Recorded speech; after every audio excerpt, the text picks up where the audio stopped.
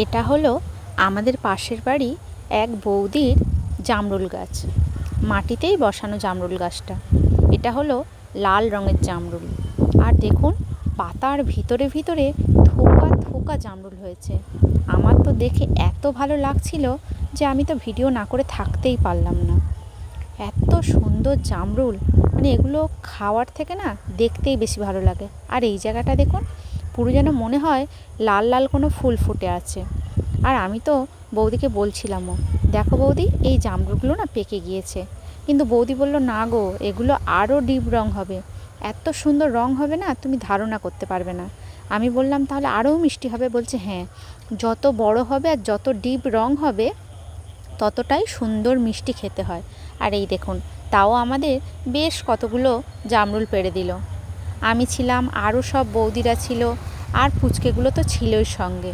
ওদের আনন্দ কে দেখে? হাজার হোক, গাছের টাটকা ফল খাওয়া সেটা তো অনেক স্বাদের হয়, তাই না? সেটা ছোট বড় সবাই খেতে ভালোবাসে। আর এই জামরুল গাছটা এত ভালো, দেখুন অত বড় বড় ফল হয়ে আছে, তার সঙ্গে আবার ফুলও এসে গেছে, কিছু কুঁড়ি ফুল, কিছু ফোটা ফুল। আমি তো এগুলো দেখে আরও একটু অবাক হলাম।